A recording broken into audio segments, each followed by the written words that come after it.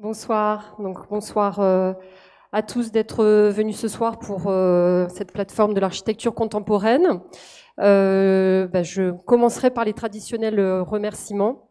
Donc, je voulais remercier Francis et toute son équipe, donc Christine Carboni, Martine Colombet et Anne Lagune, parce que je sais que voilà, c'est beaucoup de préparation en amont. Et puis voilà, Francis me fait souvent confiance. Il m'avait déjà fait confiance il y a 2 ans, en octobre 2016, en me confiant le lancement de cette plateforme de l'architecture contemporaine. Donc c'est un format qui était assez novateur, puisqu'en fait il s'agit de faire dialoguer deux équipes deux équipes européennes. Donc ce soir, une équipe parisienne, Bruteur, et Julien De Smet. Je dirais, voilà, on le classe dans les Belges, mais bon, on ne sait pas très bien parce que voilà, il a eu des agences un peu partout. Là, en ce moment, il se divise entre Bruxelles et le Danemark, aussi un peu la Suède, le Portugal. Enfin bon, voilà, c'est vraiment quand même un parcours assez cosmopolite. Donc ce nouveau format, il est vraiment roboratif pour nous les journalistes. Et j'ai été ravie d'apprendre 2 années plus tard que j'allais dialoguer avec ou faire dialoguer Bruteur et Julien De Smet, puisque dans mes souvenirs de visite de bâtiments, et en tant que journaliste d'architecture, c'est vrai qu'on visite énormément de choses.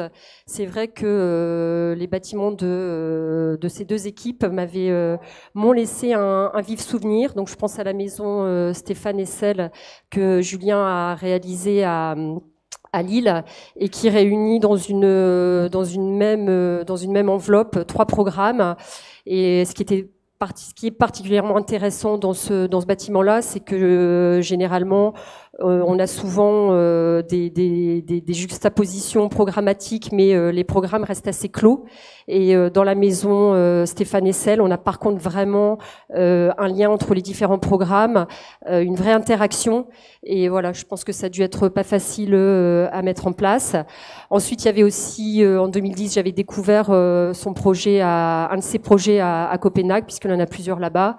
Et donc, il s'agit... ce qui m'avait particulièrement marqué, c'est le projet The Mountain. Voilà, donc là, ça a été vraiment la surprise totale. C'est vrai que c'est un bâtiment qui a été beaucoup publié. On le voit beaucoup depuis l'extérieur, avec cette série de terrasses plantées. Mais je crois que la plus grande surprise, c'est quand et ça on le voit pas sur les photos, c'est à la découverte de l'espace cathédrale. Donc en fait, c'est un bâtiment qui va superposer un programme de 80 logements et un programme de parking. Donc ce sont deux plaques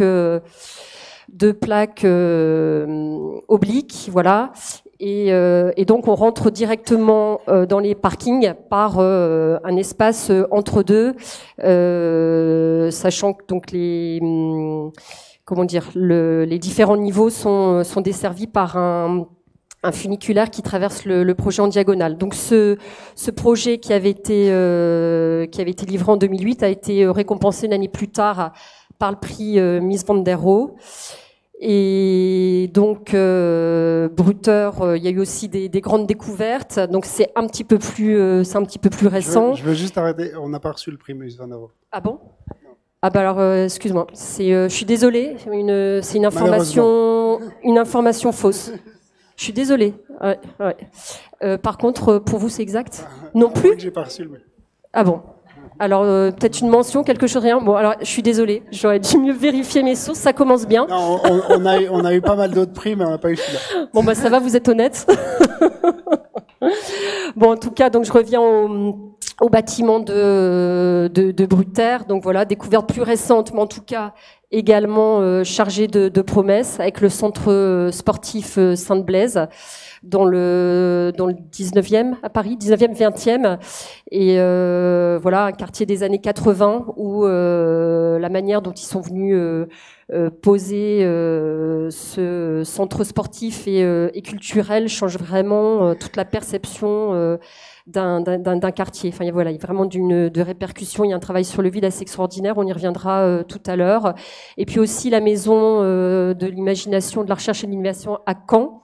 Donc on appelle maintenant, voilà, l'espace cathédrale. Excusez-moi, c'est un petit peu hasardeux de gérer en même temps les images et le fait de parler.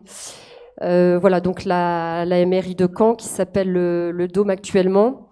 Et moi, je m'étais rendue à Caen pour visiter la médiathèque de Ramcolas. Et en fait, assez spontanément, je m'étais d'abord dirigée vers ce projet-là qui n'avait pas encore été publié et qui vraiment présente sous plein des aspects, qui soulève des thématiques très très novatrices, voilà, dans le débat architectural. Donc le fil rouge de la conversation, moi je le place sous la convergence. Donc c'est vrai que donc vous, Alexandre et Stéphanie et Julien, vous avez des projets qui ont des expressions, qui prennent des expressions formelles extrêmement différentes, mais pour moi il y a quand même vraiment beaucoup de points communs. Donc on va essayer un peu de hisser un peu toutes ces convergences. Et donc pour moi il y a convergence puisqu'il y a quand même vraiment une part expérimentale dans chacun de vos travaux, beaucoup de recherche. Donc à partir du moment où vous questionnez la même époque, en plus vous êtes de la même génération, il y a forcément convergence. Donc je vous propose un petit peu un entretien un peu libre entre nous. On va essayer de faire ça de manière animée, de pouvoir dialoguer. Donc voilà, n'hésitez pas à rebondir sur les propos des uns et des autres. Et on va peut-être commencer. Ah oui, ça je l'ai pas parlé je parlais du nouveau format, donc cette question de faire dialoguer deux équipes.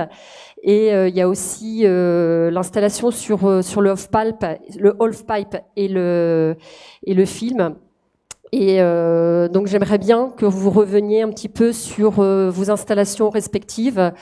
Malheureusement, le temps n'a pas permis au départ, il y avait quand même une volonté que vous puissiez travailler ensemble, mais voilà, vos agendas respectifs n'ont pas rendu ce dialogue possible en préalable au débat de ce soir. Mais alors par contre, ce qui est étonnant, c'est que au final, quand on voit l'installation, c'est absolument parfait, ça dialogue très très bien. Mais bon, j'aimerais bien, voilà, je sais pas qui veut démarrer l'exercice. C'est peut-être la démonstration de ce que tu disais, qu'il y a des rapports entre ce qu'on fait malgré toutes les différences. Un peu plus le micro, oui, voilà. Oui. Donc en effet, là, on s'est pas du tout concerté sur le projet d'installation, mais ça marche très bien ensemble, je pense, parce qu'on s'intéresse aux mêmes choses au travers de différentes expressions. Et donc, nos deux moitiés sont complètement différentes d'un point de vue de l'expression, mais peut-être que la thématique est proche. Donc, toi, Julien, tu as choisi de parler de la situation migratoire. Est-ce que tu pourrais développer un petit peu Oui, enfin, brièvement, c'est plutôt de mettre en parallèle deux moments aux alentours de 2014-2015. Où donc il y a eu un flux migratoire à Paris. Il y a eu des complications de ce fait. Et au même moment, la ville de Paris lançait Réinventer Paris, le Grand Paris. Et donc je pense que c'est intéressant de mettre ces deux choses en parallèle, puisque ils traitent tous les deux de la question en fait de l'habitation, de la ville, du développement urbain. Mais l'un a des besoins, l'autre n'y répond pas du tout, mais répond à d'autres besoins. Donc voilà, c'est plutôt une manière de mettre un sujet sur la table.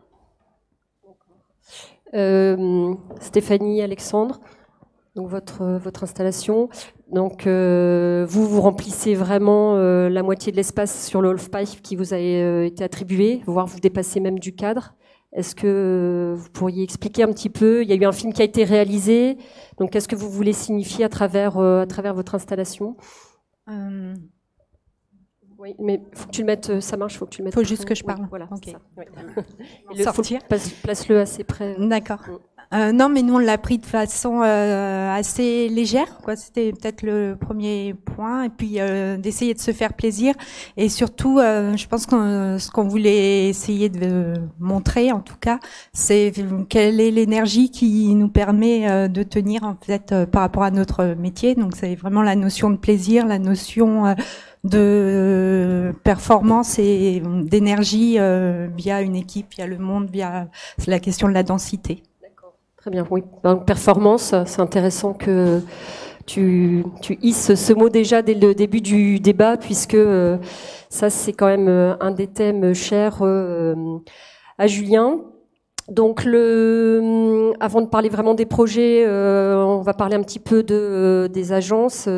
On va revenir un peu sur l'histoire des agences, sur votre positionnement. Donc, vous êtes deux jeunes agences, enfin peut-être plus si jeunes maintenant, parce que Julien, tu as créé ta deuxième agence en 2006, Brutter en 2007, mais en tout cas, deux agences reconnues maintenant.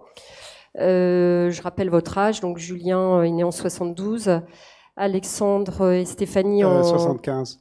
En 75. Alexandre et Stéphanie en 73. Alors reprends-moi quand il y a des erreurs comme ça. Et donc vous avez Stéphanie et Alexandre, si vous êtes connus là pour la MRI de Caen et pour le centre culturel Sainte-Blaise. On sait qu'actuellement aussi vous êtes en train de construire un bâtiment des sciences de la vie à Lausanne, où d'ailleurs Stéphanie enseigne, où Alexandre enseignera bientôt. Et tout récemment, vous avez été annoncé lauréat de la Maison des médias à Bruxelles, voilà, sur le terrain de Julien. Et donc, Julien, de nationalité franco-belge, a été assez médiatisé ici récemment avec les logements des entrepôts McDonald's. Donc j'ai parlé tout à l'heure de la maison Stéphane Hessel à Lille, les projets à Copenhague, et aussi le tremplin de ski à Oslo en 2011. C'est exact. Voilà. Et donc qui à son échelle et dans son contexte, si j'ai bien compris, est devenu l'équivalent de la Tour Eiffel en France. Et là, je voudrais tout de suite apporter une précision.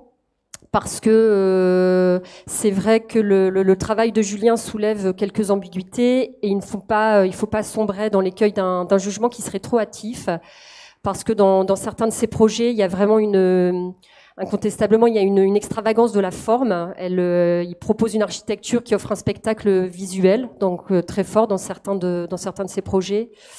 Mais par contre, ce n'est pas pour autant que l'extravagance et le spectacle sont l'essence de son travail. Donc il y a bien pour objectif de créer un dialogue actif avec l'espace public. Donc pour mener à bien tous ces projets, chez Julien, c'est 30 salariés, chez Brutter, c'est 15 salariés. Et donc la particularité, c'est que chez vous, c'est quand même des agences, des salariés très jeunes, et il y a quand même un côté des nationalités très différentes, très cosmopolites. Donc chez Brutter, il y a de l'argentin, de l'italien, Espagne, Suisse allemande. Chez Julien, je le signale parce que c'est un point. On parle bien d'architectes, hein, pas de salariés. Oui. Et donc chez Julien, voilà, ça va du japonais aux américains, suédois, brésiliens, anglais.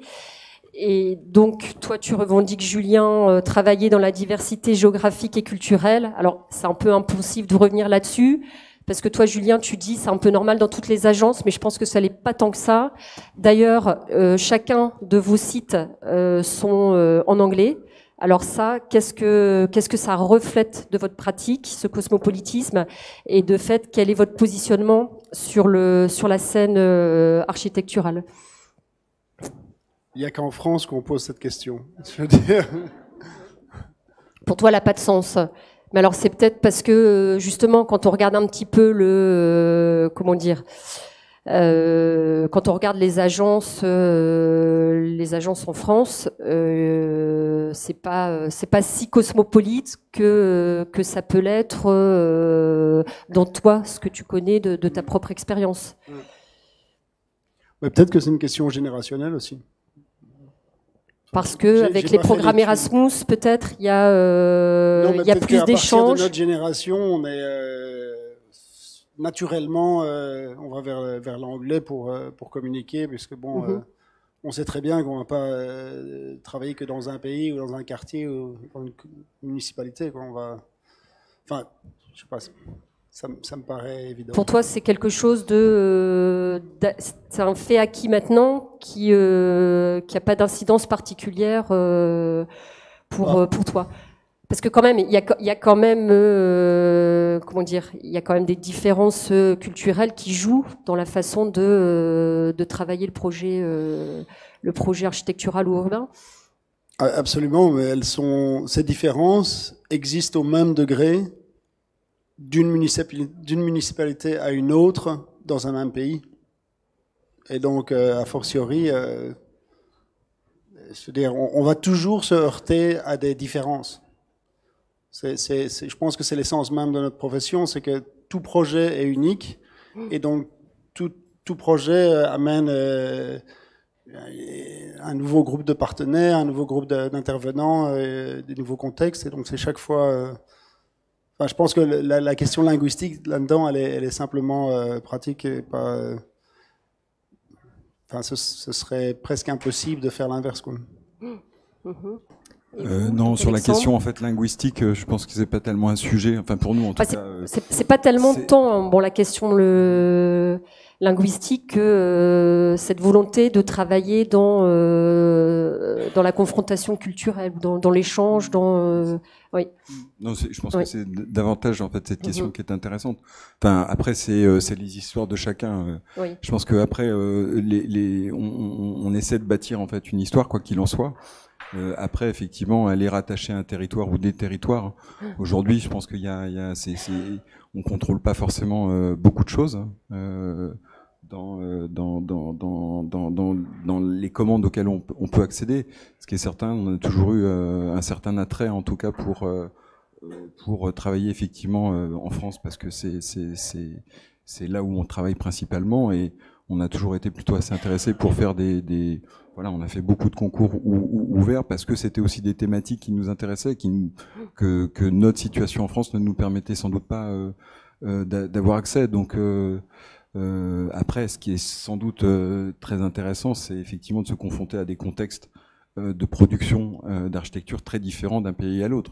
Enfin, simplement, et pourtant les langues sont les mêmes avec Bruxelles, mais tout à coup on a des cultures techniques, des cultures de maîtrise d'ouvrage qui sont très différentes, et ça c'est assez palpitant, parce que je pense que ça remet en fait en cause systématiquement en fait nos façons de travailler, notre façon d'aborder les problématiques, aussi simplement en fait dans des rapports humains. Donc c'est aussi un champ qui est plutôt assez stimulant.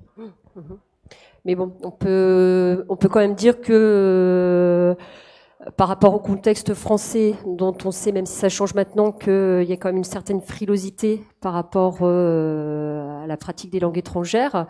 Enfin, personnellement, je trouve que votre position, elle est assez osée. Mais là, pour la question de la langue, nous, c'est juste une question assez terre à terre. C'est, on voulait un site internet court, et du coup, la seule langue qui est un peu universelle, c'est l'anglais. Et pour nous, le site internet, d'ailleurs, c'est juste une page de texte, donc on communique pas trop là-dessus, même par rapport à la France ou quoi que ce soit. Donc, c'était vraiment la question de réduire au maximum la page. Et donc, Julien, pour conclure sur cette question, donc je suppose que dans ton agence, on travaille en anglais et on fonctionne en anglais. Ouais. Alors, pour essayer là, j'aimerais bien qu'on aborde un peu plus en détail, donc ce qui est propre à votre génération, et donc ce qui va aussi être façonner le projet. Donc vous êtes la génération du développement urbain contrôlé. celle où l'opposition entre une nature intacte et un centre-ville n'a plus de sens. Vous êtes la génération de la densité, celle des délaissés. Donc d'ailleurs, Alexandre, tu as travaillé avec le groupe Tomato, donc qui a pas mal considéré tous les espaces autour du périphérique. Vous êtes la génération des différentes temporalités, différences d'échelle, celle aussi qui est marquée par un bouleversement de l'accès à l'information. Donc avant, dans les années 80, donc les sources d'information, d'accès facile pour les architectes, c'était beaucoup les réservoirs d'images et d'atmosphères dans lequel un architecte pouvait puiser. C'était beaucoup les références rock, cinéma, telles qu'ont pu le faire des gens comme Jean Nouvel. Mais aujourd'hui, par contre, avec Google Book, Gallica, Google Scholar per se, on a aujourd'hui un accès beaucoup plus immédiat à un ensemble de connaissances. Donc, pas seulement aussi à un univers de projets construits et atmosphère un ensemble un réservoir d'images, mais il y a aussi un autre rapport aux connaissances universitaires, au savoir scientifique, qui nous permettent d'en apprendre davantage, de comprendre de nature objective le monde, ses qualités physiques, électromagnétiques, chimiques, qui sont indépendantes de notre subjectivité. D'ailleurs, Julien, dans le livre que vous avez publié en 2017, Built Unbuilt, donc livre très intéressant, vous évoquez un ancien projet dans le texte que vous avez écrit qui répondait à la question quelle est la relation de l'architecture aux technologies de l'information. Donc, vous deux, je vous demanderai d'expliquer un peu par rapport à tout ce qui fait votre génération aujourd'hui. Comment tout ça va venir jouer dans le projet d'architecture. Oui. Google, c'est bien. Hein. Je sais pas. Bon, c'est peut-être pas alors tant Google et son référence d'image architecturale, mais je pense plutôt à tout ce qui est pensée scientifique. Qui va vraiment changer le rapport aux choses. On parle d'accès à l'information, en gros. Oui. Enfin, je veux dire, c'est la même chose qu'aller dans une bibliothèque ou, c'est juste peut-être une rapidité ou une ouverture oui, et puis un champ complètement élargi. Ouais, on est quand même submergé. Il faut pas sous-estimer. Non, la différence, c'est que dans les bibliothèques bien faites, le champ, il est contrôlé, c'est-à-dire qu'il y a pas de la merde. Sur Internet, il y a presque que de la merde. Donc moi, je mettrais un bémol là-dessus parce que je pense que pour moi,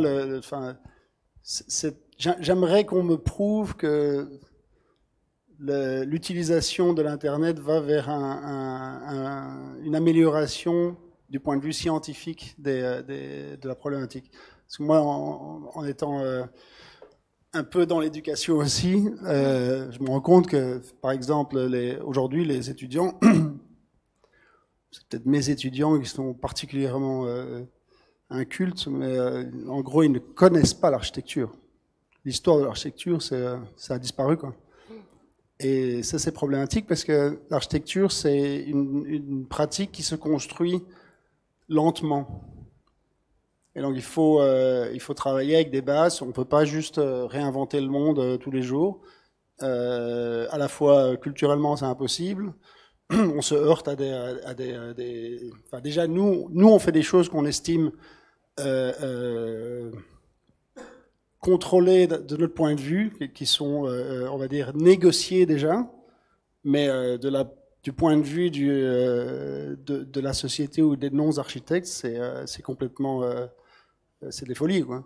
Donc déjà, enfin, je pense qu'on doit travailler en fait contre l'Internet du point de vue de l'apprentissage de l'architecture. Moi d'ailleurs, je pense faire un studio à l'université qui est uniquement basé sur des ressources physiques, parce que justement, le problème de l'Internet, de ce point de vue-là, c'est que c'est très facile, et donc on devient très paresseux. Et le problème, au-delà de ça, c'est que comme c'est pas sélectionné, il y a beaucoup plus de choses qui ne sont pas intéressantes, et donc on passe énormément de temps à faire le tri. En fait, c'est pas du tout efficace. Il vaut beaucoup mieux aller dans une bonne vieille bibliothèque et trouver les informations qui nous intéressent. Donc ça veut dire que aussi, donc tes étudiants, tu les engages à travailler en bibliothèque? C'est l'idée de ce que je pourrais faire si je considère retourner vers l'enseignement, ce qui est vraiment pas sûr. D'accord.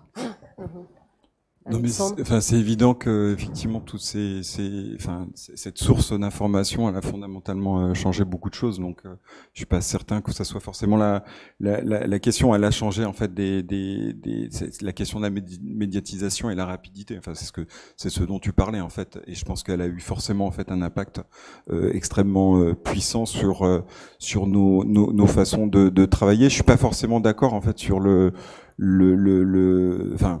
j'aime beaucoup les bibliothèques, mais j'aime aussi beaucoup Internet parce que je pense qu'il y a aussi cette question en fait de choix, en fait, c'est-à-dire de choisir l'information. Donc ça, c'est une chose qui, et je pense que ça fabrique effectivement de façon un peu différentielle nos cultures, qui ne sont de fait beaucoup moins conventionnelles ou institutionnalisées, en tout cas contrôlées, comme tu le disais. Et ça, je trouve que c'est plutôt un potentiel. Donc après, avec sans doute ses travers. Nous, on avait envie de faire un atelier Pinterest, mais on est assez, dans le cadre de votre enseignement à l'école. Je sais pas dans le cadre de l'enseignement, mais c'est une source c'est en tout cas une source extrêmement inspirante. Après, c'est un choix, c'est sans doute beaucoup de dédale, mais ouais, non, voilà. Après, ça fait partie de notre vie, donc on ne prend pas forcément beaucoup de distance par rapport à ce champ-là, mais c'est un champ assez extraordinaire. Ouais. Avec une prise de distance nécessaire. Pas forcément. Si, sûrement, sans doute, mais c'est des choix, en fait. Je pense que c'est ça qui est intéressant, c'est de pouvoir choisir ce qui nous intéresse. Donc, on est beaucoup moins dans des... voilà, ça permet sans doute d'ouvrir des brèches sur certains champs. Donc, moi, Non, moi...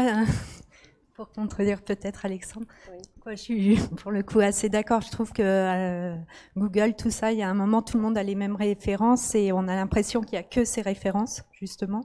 Quand on avait été à Buenos Aires, on a découvert Alvarez. Nous, on ne connaissait pas et on disait, mais mince, après, c'est comment on va chercher, etc., les infos. Mais je trouve que, voilà, au contraire, ça resserre un peu le champ. Après, sauf à bouger et à chercher. Et, pour nous, les livres, on avait l'agence à côté de ton père, rue Boulard. Mais oui, je pense que nous, on a connu vraiment le passage où on attendait les El Croquis, les magazines, et à un moment, on rentrait dans les plans, tout ça. Moi, j'ai le sentiment que ça, on l'a perdu, en fait. Je parle pour moi. Je pense que c'est sans doute pas soit l'un, soit l'autre, en fait. Je pense que c'est une combinaison, en fait, de choses. Après, tout dépend en fait du chemin qu'on parcourt en fait dans des recherches multiples et diverses. Mais moi, il n'y a pas forcément d'opposition. Il n'y en a pas un qui est mieux que l'autre. En fait, c'est une complémentarité et c'est simplement en fait des modalités en fait de recherche ou qui sont simplement qui sont différentes, mais incontestablement complémentaires. Non, mais ce qui est bien, c'est le côté rapide en fait. On parle d'un truc, hop, on peut... Oui. Non, mais ça c'est évident. Mais je pense que si on parle de choix, le choix sur l'Internet, il est contrôlé. C'est pas un vrai choix. Je veux dire, ce qu'on nous propose, c'est ce qui nous convient de nous proposer. La plupart du temps, donc il faut savoir que quand même, si on parle de quelqu'un qui a sélectionné pour toi, c'est là aussi. Pareil que dans la bibliothèque. La différence, c'est que les mecs qui sélectionnent dans la bibliothèque, c'est dans l'idée de sélectionner au plus grand champ de la société, tandis que sur Internet, c'est au mieux payant. Donc il y a quand même un truc, je pense qu'il faut quand même être un peu critique par rapport à ça. La position, elle est pas de ne pas l'être en fait. En tout cas, c'est simplement en fait pour moi, c'est juste l'opposition en fait. Donc, je pense qu'on est plutôt assez d'accord, mais. Bien, donc là, j'aimerais bien qu'on aborde aussi un petit peu la question de l'enseignement que vous avez reçu. On parlait de cosmopolitisme tout à l'heure. Julien, c'est un parcours vraiment particulier puisque vous êtes diplômé de la Bartlett en 2000. Tu es diplômé de la Bartlett en 2000. Mais par contre, tu as changé d'école chaque année. Donc, en gros, ton cursus d'étudiant en architecture, c'est 6 écoles. Et Stéphanie Alexandre, vous êtes diplômés respectivement de Belleville et de Marne-la-Vallée en 99. À l'époque durant votre cursus d'étudiant en architecture, se mettait en place l'architecture spectacle. Donc, je pense par exemple à Bilbao, qui a été inaugurée au début de vos études. Et puis, c'était aussi l'époque où on parlait beaucoup de blob architecture. Qui aujourd'hui, je pense qu'on a la distance nécessaire quand même, sans doute pour dire que c'était un échec. Enfin, en tout cas, c'en est resté à une architecture expérimentale de papier. Et puis c'est aussi la période durant laquelle émergeait Rem Koolhaas. D'ailleurs, Julien, tu as travaillé pendant 2 ans à deux reprises chez Koolhaas. Et donc c'est l'époque où sortait aussi un opus donc SML-XL qui avait quand même vraiment marqué très fortement cette période. Donc architecture spectacle et blob architecture, là le nouveau rapport à l'architecture et à l'image qu'instaurait Rem Koolhaas. Qu'est-ce qu'on a appris de tout ça? Est-ce qu'on a appris même quelque chose de cela? Quel est votre point de vue par rapport à ça? Sur peut-être le livre de SML-XL, en fait, sans doute, puisque tu commençais à parler de la question de l'enseignement, en fait, je pense que sans doute, en tout cas dans mon cas, ça a sans doute eu davantage d'impact que les 5 années en fait passées en école d'architecture. Non pas que j'ai eu des mauvais enseignants et un mauvais enseignement, c'est que simplement en fait ça fait partie des chocs, en tout cas des éléments qui ont sans doute beaucoup marqué. Après, je pense que c'est ouais. Après sur moi j'ai pas l'impression d'avoir grandi en tout cas en école d'architecture. Dans cette même période, c'était au contraire plutôt une période plutôt de crise en fait, et donc il y avait un vrai intérêt aussi à ce moment-là pour l'architecture suisse. Donc voilà, j'avais plutôt l'impression qu'il y a eu un mouvement à ce moment-là qui était plutôt de retourner en fait sur des questions beaucoup plus constructives. Je pense que c'est un moment qui était, en tout cas, c'est ce qui m'a marqué, mais.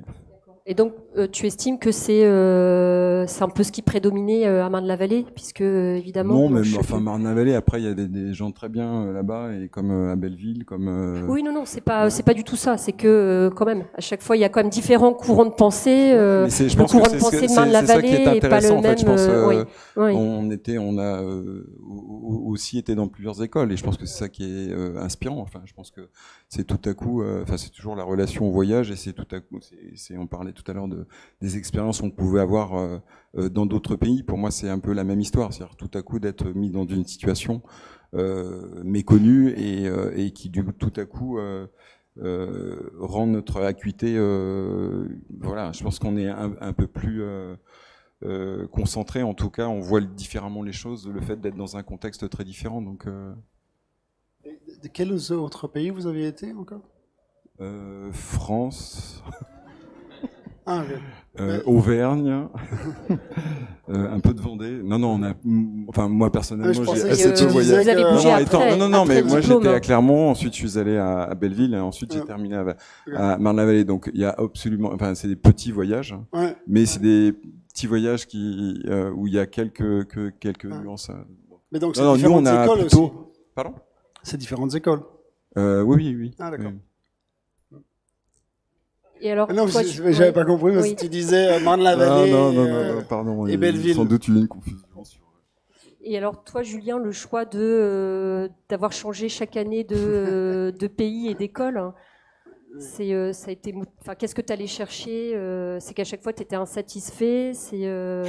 Voilà, tu voulais découvrir les villes. C'est quand même pas banal. 6 années, 6 écoles, c'est pas banal quand même. Non. Non, je crois que j'ai compris assez tôt que le meilleur professeur, c'est la ville. Et donc, il faut changer de professeur chaque année. Donc, il faut changer de ville chaque année. Et puis, voilà, il y avait des villes qui m'intéressaient, que je voulais découvrir. Et, bon, c'était pas facile, hein, il fallait faire des équivalences, il fallait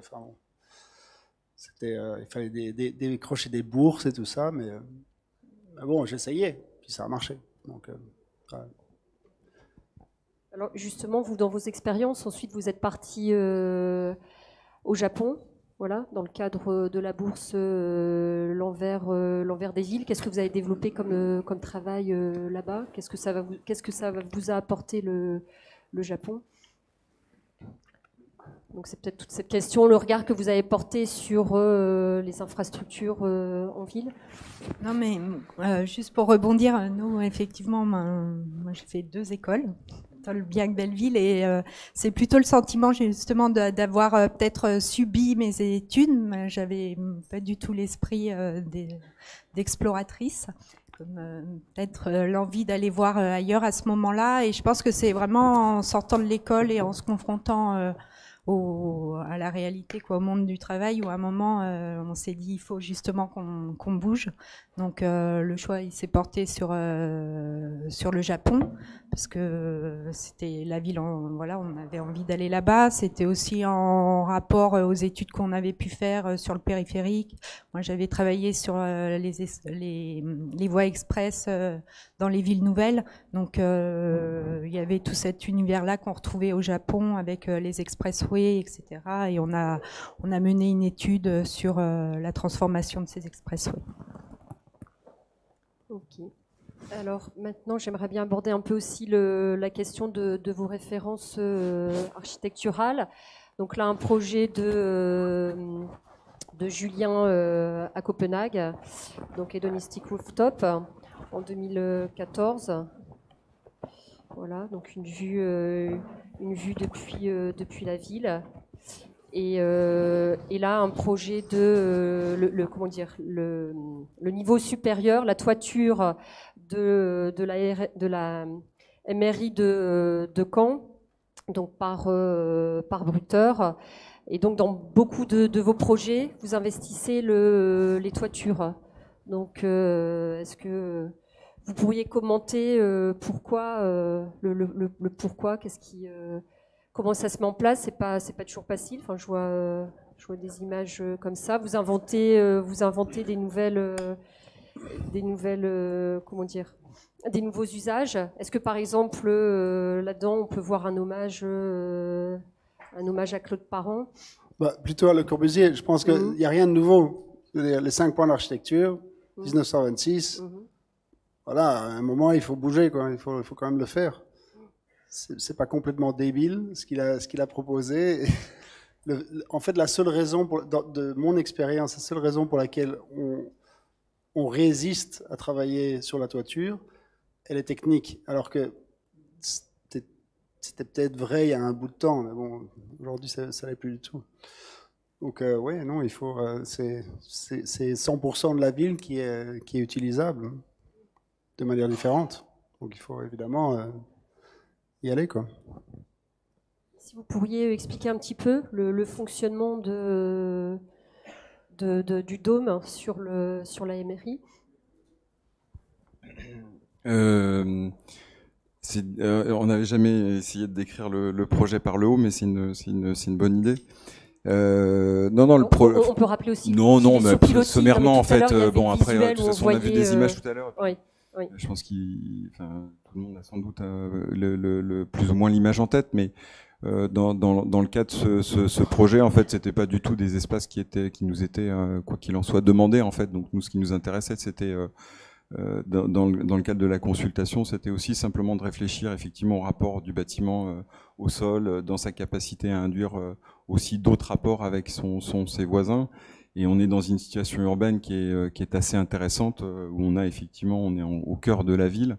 Et ce qui nous intéressait, c'était effectivement, mais comme tu le disais, en fait, assez justement, voilà, il y a absolument rien de nouveau. C'est simplement en fait une opportunité d'occuper en fait cette toiture. Donc cette structure, elle était initialement plutôt temporaire, c'est-à-dire plutôt du registre en fait du chapiteau de cirque que de l'ouvrage construit et permanent. Mais voilà, c'était simplement en fait de proposer un élément en plus au-delà de la question strictement constructive, mais simplement d'induire possiblement d'autres occupations et simplement assez basiquement un autre point de vue sur la ville. Donc, et c'est évident que c'est bien souvent en fait l'un des endroits les plus intéressants des bâtiments. Donc voilà. Est-ce que vous avez eu des surprises quant à l'utilisation de ce lieu-là, puisque dans tout ce que vous faites, il y a toujours un appel à l'appropriation, sur cet espace, oui, et puis aussi les autres en fait, puisqu'en fait la programmation était assez légère, en tout cas elle l'est toujours. C'est plutôt des espaces qui sont voués à être modulés, changés en permanence. Donc parfois c'est des compagnies de danse qui occupent un étage, parfois ça devient un studio de télé. Donc ce qui est plutôt très intéressant en fait dans le projet maintenant qu'il est livré, c'est de le voir occupé et de voir ce qui était l'objectif qu'on s'était un peu fixé, d'essayer de créer les conditions en fait pour que finalement tous les usages puissent être envisagés. Et c'est ce qui se passe. Donc et c'est assez intéressant de ce point de vue-là. Donc voilà, parfois il y a des fêtes, parfois et c'est ça qui est plutôt assez stimulant. Mais ce qui est aussi surprenant, c'est que ce qui était prévu comme un espace temporaire est devenu le nom du bâtiment. Oui, c'est vrai. C'est quand même un petit détail qui, en tout cas, qui moi m'a fait réagir. Alors maintenant, j'aimerais que nous abordions le thème du logement. Donc vous avez tous les deux travaillé sur le logement. Donc là, on voit les logements une très belle opération de logement de Brutteur, rue Pelleport, à Paris. Donc là, dans une situation exceptionnelle où en plus on domine Paris dans les étages supérieurs. J'ai pas davantage de visuel, mais là, dans ces espaces-là, vous proposez des espaces assez extraordinaires, notamment les salles de bain disposées un peu aléatoirement avec des grandes baies aussi sur la ville. Vous terminez une résidence étudiante à Cité universitaire. On va en parler un peu tout à l'heure. Vous avez aussi un ensemble de logements à Limeil-Brévannes, d'autres logements en cours à Palaiseau. Et donc, Julien, il y a tous les logements que l'on connaît à Copenhague, donc le V et M, et ainsi que The Mountain dont je parlais en introduction. Et là, plus récemment, donc, vous avez livré cette opération qui porte le nom d'Iceberg à Rus, au Danemark. Et donc votre position sur le logement, il semblerait dans les formes novatrices que vous proposez. Donc c'est pas tant la forme pour vous, c'est pas tant la forme à changer finalement que le rapport à l'idée d'habitat. Donc je reprendrai une citation de Brutteur. Alors j'espère qu'elle sera traduite correctement. Vous dites le problème de l'habitat, c'est que c'est perçu uniquement comme utilitaire et que tout cela, ça renie les aspects structurels qui peuvent avoir des répercussions sur la perception et sur la façon de penser. Et donc, pour vous, il serait important de penser au-delà de l'usage purement fonctionnel et plutôt d'envisager le logement comme esthétique. Voilà. Donc, que ce ne soit pas un retrait par rapport au monde, mais plutôt un espace de réflexion, de contemplation de l'extérieur. Et donc, donc dans tous ces logements-là, on n'a plus l'idée de parois et de fenêtres, mais plutôt l'idée de membranes respirantes, sachant que vous, Julien, ce qui vous intéresse aussi, c'est l'interaction sociale, c'est le lien entre l'architecture et l'interaction sociale. Donc par rapport à vos projets de logement, est-ce que vous pourriez poser un peu les problématiques qui sont posées par ce programme-là aujourd'hui, sachant que dans ce qu'on a vu, je pense par exemple là toutes les belles opérations parisiennes qui ont été livrées, c'est quand même beaucoup de façadisme où la seule marge de manœuvre pour les architectes, c'était un travail sur la texture, sur la peau, voire sur les balcons. Et vous êtes vraiment dans quelque chose de complètement différent. Et vous ne parlez pas de forme, vous parlez donc de rapport à l'habitat. Donc c'est la façon dont on regarde l'habitat qui doit changer. Donc quelles sont pour vous les problématiques posées par le logement aujourd'hui ? Nous, les problématiques, ce qui nous intéresse dans le logement, c'est pas le logement en tant que programme, justement. C'est un peu notre dada, dans lequel peut-être on aimerait vivre et on n'y arrive pas, mais d'essayer de juste proposer une surface on est sur des sites, là on voit sur l'image une vue incroyable sur la Tour Eiffel et pouvoir développer ce panorama pour les gens qui vont habiter là. Donc c'est des choses assez simples. Après, ce qui nous intéresse, c'est la réalité, la structure, et d'avoir cette présence de la structure dans le logement, que l'architecture finalement elle est là dès le départ par cette structure, essayer de libérer le plus possible l'espace. Je pense que c'est toujours peut-être la question de la norme dans le logement, avec le fait que les chambres, elles doivent faire 9 mètres carrés, que forcément il faut des chambres, forcément il faut une cuisine. C'est peut-être tous ces codes sur lesquels on aimerait faire bouger les lignes. Alors, par exemple, dans ce projet-là, quelle a été votre marge de manœuvre par rapport à la question des normes ? Nous, notre chance, ça a été que ça a été un de nos premiers projets qu'on a gagné en 2009, où il y a eu pas mal de changements de programme. Et du coup, pour aller vite et pour plus prendre la tête, je dirais. Non, mais d'avoir vraiment cette lecture de la structure pot-au-poudre, de rendre l'indépendance de la structure, les façades, toujours une question d'autonomie qui nous préoccupe pas mal dans le travail de l'agence. Pour nous, ce projet-là, c'était vraiment d'essayer de mettre ça en œuvre. On a eu le temps puisqu'on avait 9 ans, on a mis 9 ans pour le sortir, donc... Mais non, effectivement, ça a été, malgré ces 9 années ou 8 années, je me souviens plus tout à fait, mais je pense qu'il y a eu ces multiples changements programmatiques et successifs nous ont forcément en fait conduit vers ces réflexions d'autonomie des parties, qu'elles soient constructives ou même, c'est-à-dire comment on rend autonome chacune des parties. Donc ça a été c'est ce qui nous intéresse, et je pense que c'est le logement, mais je pense que c'est aussi le logement social. Je pense qu'on on essaie de faire du logement de façon générale, donc, mais du coup dans des conditions. Je pense que on touche aussi un peu à la condition, c'est-à-dire les conditions dans lesquelles il y a la question effectivement normative, et puis il y a aussi le contexte de commande. Et ce qui est évidemment extrêmement intéressant, c'est dans le cadre du logement social, c'est que tout à coup, en fait, il y a quand même un champ. Certes, il y a beaucoup de contraintes. Certes, il y a eu depuis 30 ans plutôt un appauvrissement typologique par la réglementation, mais néanmoins, on se sent, enfin, en tout cas, c'est peut-être l'ambition qu'on s'est fixée, d'essayer de trouver toutes les modalités, en tout cas toutes les brèches possibles, qu'elles soient relatives à la norme, qu'elles soient relatives aux modalités de construction. Donc, je pense qu'il y a toujours à faire, et il y a toujours cette conviction. En tout cas, c'est aussi un point important, enfin, enfin, cette question du logement social assez basiquement. Et pour toi, Julien, donc dans quel, peut-être préciser un petit peu, toi, dans quel contexte tu as fait tes opérations de logement ? C'est du logement social ou c'est de la promotion privée ?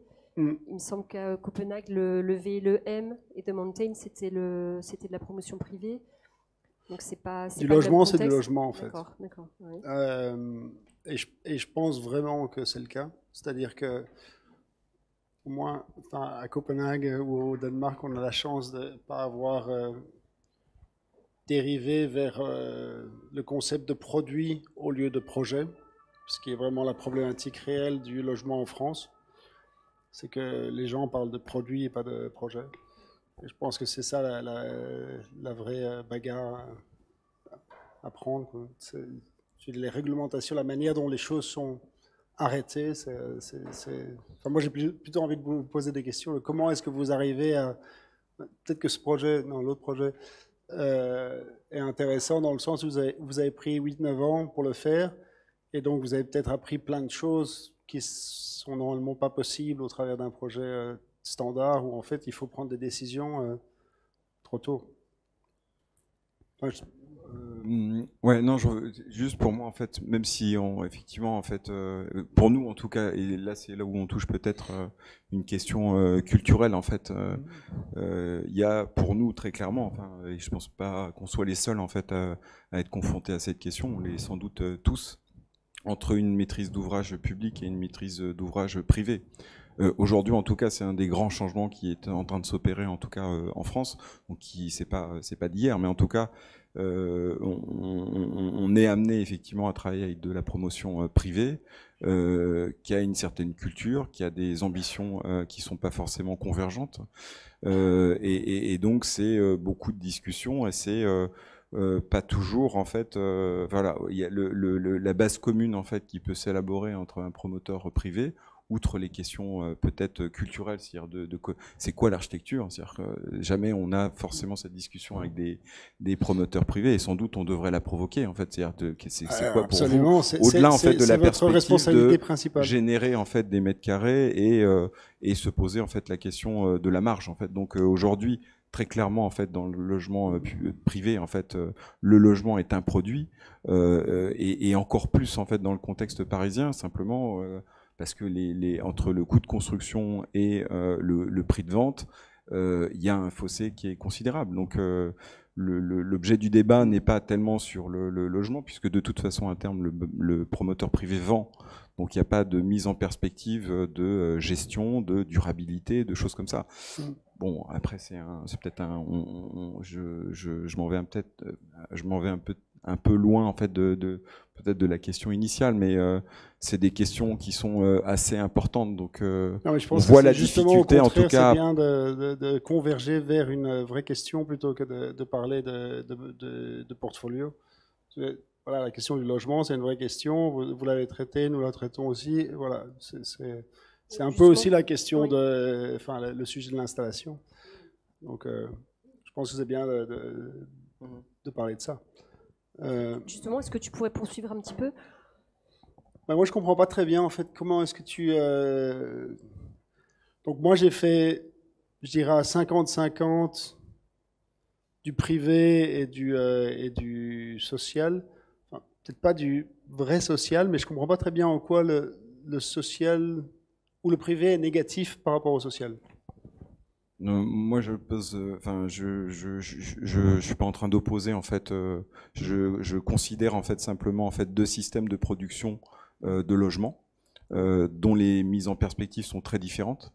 L'un qui est pour loger en fait de façon économique une population qui est sans doute davantage fragile qu'une autre, et une promotion privée qui dont les ambitions sont simplement en fait de vendre, voilà, l'architecture est aussi, comme tu le disais, un produit, donc elle est une marchandise. Ce n'est pas un problème pour moi en fait, c'est pas du tout le débat, il n'est pas du tout sur la question, elle est simplement en fait sur les conditions de production et de fait sur l'incidence en fait de ces conditions sur le résultat en fait. Donc nos ambitions, elles sont complètement, elles sont très communes. Après, ce que je vais simplement en fait comme problématique, c'est aussi la différence culturelle. Hein. Sans doute de maîtrise d'ouvrage entre celle que tu as pu avoir, ou alors c'est une histoire qu'on se raconte et c'est peut-être simplement une interprétation, c'est une histoire que vous, les Français, peut-être aimez vous dire. Peut-être on est très très français, c'est sans doute non, vrai. Mais je veux dire, les commanditaires sont des enfoirés partout. C'est clair. Je veux dire, c'est difficile de bosser. Ouais. Non, mais on peut aussi avoir une culture. Enfin, on peut avoir aussi, enfin, quand on s'intéresse à ce champ, on peut aussi se poser des questions, ou en tout cas élaborer des rapports de confiance un peu plus. Mais l'idée voilà, je sais pas. Enfin, c'est peut-être pas hyper intéressant comme à débat. Bruxelles, il n'y a pas tellement de culture. Ça. Enfin, je veux dire, de ce point de vue-là. Et les archis sont payés le quart du prix et le mètre carré est la moitié du prix. Donc, je pense pas que ce soit une culture qui soit nécessairement en notre faveur, en tout cas. Non, mais enfin, comment est-ce que vous... Moi, mon sentiment, c'est que le logement social, c'est trop réglementé, mais on a des conditions meilleures. C'est-à-dire qu'il y a plus d'investissement qui est mis au mètre carré. Le logement privé est en gros plus libre, mais beaucoup plus difficile à réaliser d'un point de vue des coûts, puisque le client veut un profit maximal. Et donc, en tout cas, ça c'est mon expérience pour avoir bossé dans les deux cas et aussi en France. Voilà, à quel point est-ce que c'est... Rappelons que là, tu étais dans un contexte particulier, puisque ton projet en France, tu fais référence à McDonald's. Ouais. Mm-hmm.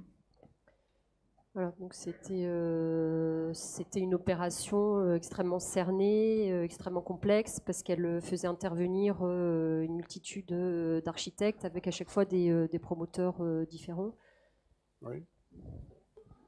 Oui, enfin, notre cas était unique. C'est-à-dire chacun avait son cas, quoi. On avait nos clients, machin. Enfin, on a dû passer au travers des mailles du filet pour nos problèmes. Ce que je veux dire, c'est que, à mon sens, par exemple, de travailler avec le privé, c'est vachement plus facile de faire des choses incroyables qu'avec le public. Parce que, justement, si on les éduque, il y a moyen de les convaincre de faire quelque chose d'intéressant, puisque ce qui les intéresse, c'est en gros le profit. Il faut le dire, et c'est simple de résoudre cette situation si on arrive à trouver les bons moyens.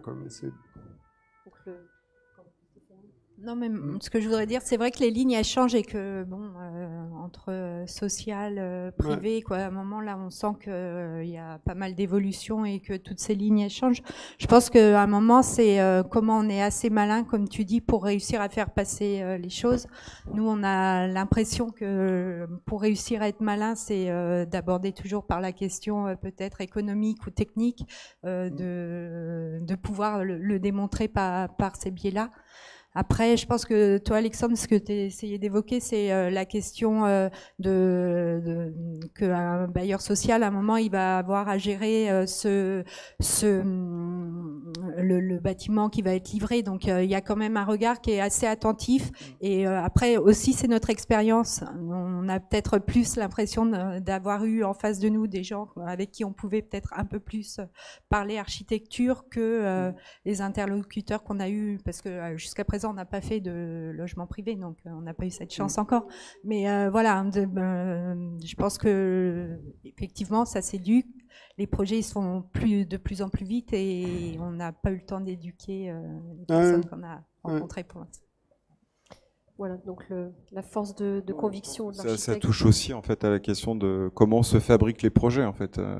Je pense que nous on a plutôt grandi en fait à faire des concours de façon complètement isolée et à nous raconter nos propres histoires, qu'elles soient bonnes ou mauvaises. Hein. Mais c'est vrai qu'aujourd'hui, les conditions de production sont, on fait un projet, même si c'est un concours, en fait, comme c'est beaucoup de partenariats, c'est plutôt dans un dispositif collaboratif avec la promotion privée. Et ce qui change quand même beaucoup les choses, en tout cas pour nous, dans la façon d'élaborer un dispositif. Donc c'est ouais, mais bon, voilà, après, voilà, c'est Non, mais ça veut dire simplement élaborer un projet, en fait. Pour Oui, moi, c'est ça. Si tu veux être c'est artiste, de dire artiste, que sinon, non, mais c'est pas aussi catégorique, quoi. C'est juste que tout à coup, en fait, les façons de travailler sont pas les mêmes. Voilà. Après, c'est notre expérience et elle vaut ce qu'elle vaut. C'est juste une réflexion sur les conditions de production qui, pour moi, sont quand même importantes parce qu'elles fabriquent de l'architecture aussi. Elles conditionnent en fait la façon dont on développe les choses. Donc c'est simplement une remarque. Non, mais il faut bien comprendre ce que je disais. Dans la promotion privée, enfin, c'est hardcore. Il faut être. C'est très difficile de. Non, mais en plus, je pense qu'il y a plein de promotions privées. Il y a autant de promotions. Enfin, elle est très diverse en fait, au même titre que la promotion publique. Il y a des gens très bien, il y a des gens moins bien. Voilà. Donc après, les conditions elles sont très variables. Donc. Ouais. Moi, mon expérience pour en avoir fait pas mal, c'est que à la base, les gens sont pas très bien, et à la fin, ils sont pas mal. Tant mieux. C'est-à-dire que généralement, c'est le contraire. Oui. Non, mais enfin, en parlant des commanditaires, au départ, ils ont une mauvaise habitude. Ils font des choses qui sont inintéressantes. Ils pensent que on ne peut faire les choses que comme ils savent les faire, et c'est le seul accès au profit.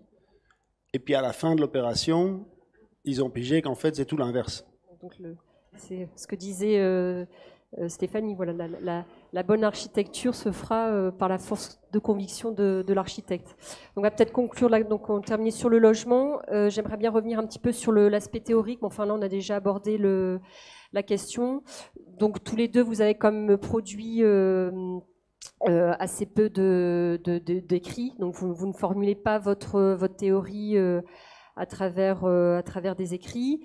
Celle-ci, elle apparaît en filigrane de ce que vous construisez. Bon, il y a quand même quelques pistes. Donc je repense à des titres au titre de vos conférences qui sont un peu comme un programme. Donc What cannot be understood and what should not be understood, The reach of the game, Résilience, architecture versus programme, Never-ending architecture, No plan. Et Julien, toi, tu parles d'architecture performative. Donc une fois tous ces éléments, ah oui, il y a aussi deux citations que j'avais relevées. Donc Brutter, je vous cite, It's not so much after beauty we're after, but liberty. Et Julien, à propos de la beauté, I'm sensitive to beauty, but not interested in it. Donc une fois ces déclarations posées, on va essayer de comprendre un peu ce que votre architecture dit de certaines situations dans l'architecture contemporaine. Et c'est clair que là, vous avez vraiment relancé un débat qui était un petit peu atone ces dernières années en érigeant des nouvelles problématiques, donc qui sont celles de la structure et de l'infrastructure, de l'enveloppe comme une membrane, du plan comme un milieu pour l'appropriation, un travail de structuration de l'objet par le vide, et enfin la question de la déambulation des circulations et des flux. Donc, premier thème, structure, infrastructure. Donc là, je montre un projet de logement et parking à Palaiseau, donc où il y a la réversibilité. En fait, les logements peuvent devenir des parkings, les parkings peuvent devenir des logements, si j'ai bien compris. Et donc on voit bien là que voilà, il y a encore tout un travail sur la structure. Là, une image de la résidence pour chercheurs à cité universitaire. Donc voilà, et là ça me semblait un projet d'hôtel à Las Vegas par Julien, qui me semble être plus vraiment de l'ordre de l'infrastructure par son échelle. J'aurais pu aussi montrer des photos de la tour sur laquelle tu avais travaillé en Chine. Donc j'aimerais aussi revenir sur une image comme ça. Est-ce que là, vous pourriez commenter un peu là, ça brise vraiment l'orthodoxie constructive. Et il y a clairement une vraie position, un positionnement théorique qui devient une question constructive. Et voilà, alors que pendant tout un moment, on avait perdu toute dimension architectonique dans les projets, notamment avec tout le travail sur les pots thermiques. Là, il y a clairement un retour à la structure, donc qui n'est pas propre non plus à vos deux équipes, qu'on voit quand même dans pas mal de projets aujourd'hui, mais c'est exacerbé chez vous. Est-ce que vous pourriez revenir sur cette question de la structure ? Alors moi, j'ai pas du tout l'impression d'être innovant ou quoi que ce soit, quoi. J'ai l'impression d'être dans une continuité et que un poteau, la poutre, voilà, c'est. Après, c'est ce qui nous intéresse, c'est peut-être ce qu'on a envie de montrer, mais ça a toujours été ce côté de la matière, des dispositifs constructifs. Je pense que nous, le dessin de façade, etc., ça nous intéresse, mais à un moment, on est peut-être, on va où on est à l'aise aussi. Et je pense qu'on est à l'aise dans les modes d'assemblage. Voilà, toujours ces questions de préoccupation. On aime bien le mot infrastructure. Je pense que c'est la même chose, c'est de mettre en place des dispositifs qui soient incroyables, comme l'image de ton hôtel ou le simple poteau avec la poutre. Ouais, pour moi, la vraie question, c'est pourquoi. Je veux dire, pourquoi on fait ce qu'on fait. Et donc, je pense qu'on n'arrive pas à aller au-delà du poteau-poutre si on n'en a pas besoin. Évidemment, on va tous joyeusement faire les choses au plus simple parce que c'est une profession qui n'est pas si simple. Donc, dès qu'on peut, on va être aussi efficace que possible. Mais après, quand il y a des vraies questions qui sont mises en place, ou qui sont imposés, ou qu'on établit au travers d'un projet et qu'on additionne à un projet aussi, parce qu'on se rend compte qu'en fait, on ne traite pas de vrais sujets. Alors ça engendre des solutions autres. Et donc, quand on parle, enfin, je veux revenir aussi à un moment où tu as parlé de notre architecture comme quelque chose de, je ne sais plus qu'est-ce que tu avais utilisé comme mot, esthétique, ou une approche qui avait aussi ce côté-là. En fait, s'il y a un truc dont on se fout complètement, c'est cette question-là. Et par contre, ce qui nous intéresse vraiment, c'est de pousser au maximum les potentiels en termes de tangible. Qu'est-ce qui est possible de faire et à quel point est-ce qu'au plus on est rationnel, on peut en fait en profiter. Et c'est vrai que j'ai un peu appris les rudiments du métier au travers de commanditaires privés. Et donc ça a été depuis le début très très difficile, c'est-à-dire qu'il faut leur prouver vraiment qu'on peut faire des choses pour maximiser leurs profits. Et je pense que là, il y a une corrélation entre leurs désirs et nos désirs, c'est-à-dire qu'eux veulent faire les choses super efficaces pour faire plein d'argent, et nous, on veut faire des résultats en architecture. Et il se trouve que l'acheteur s'intéresse aux deux, c'est-à-dire il veut bien payer un peu plus s'il y a quelque chose de plus intéressant. Et donc c'est là où l'intérêt se rejoint. Je reviens au logement là-dessus. Mais si on prend le tremplin de saut à ski, c'est la Tour Eiffel de la Norvège parce que les Norvégiens sont dingues de saut à ski. Mais c'est le plus long porte-à-faux au monde et ça a été possible uniquement parce que c'était nécessaire. C'est-à-dire qu'on a amené cette structure... Et par des soucis d'économie. Oui. Donc en fait, de faire un porte-à-faux allège la structure métallique d'en dessous, puisque c'est une poutre continue qui est à 2 points d'appui. Et donc, on n'a pas dû payer les coûts de fondation, d'une 3e fondation, l'impact environnemental. On n'a pas dû, et on a enlevé 1/3 du poids de métal, d'acier sur la structure. Donc, c'est un peu évident de le faire. C'est-à-dire, après, il faut convaincre les gens qui ont des mauvaises habitudes. Mais bon, on le sait tous, ayant été à l'école, qu'une poutre comme ça est plus efficace qu'une poutre à 2 extrémités. Voilà. Alors justement, puisque tu parles donc du tremplin à Oslo, Holmenkollen, donc dans les thématiques qui relancent le débat, il y a cette question du vide. Donc au départ, c'est pour façonner le vide comment dire, que vous dessinez le projet. Le projet, pour moi, il part du vide et pas du plein.